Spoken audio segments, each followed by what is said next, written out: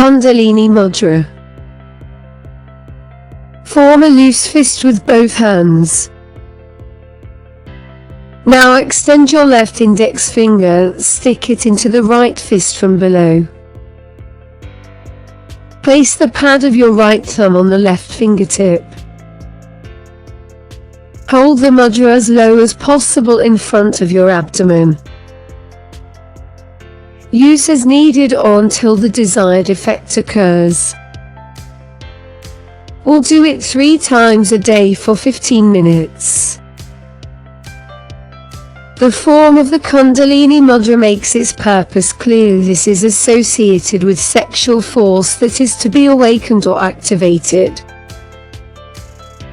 It is the unification of masculine and feminine, the opposites in the polarity. Above all, this mudra symbolizes the unification of the individual soul with cosmic soul.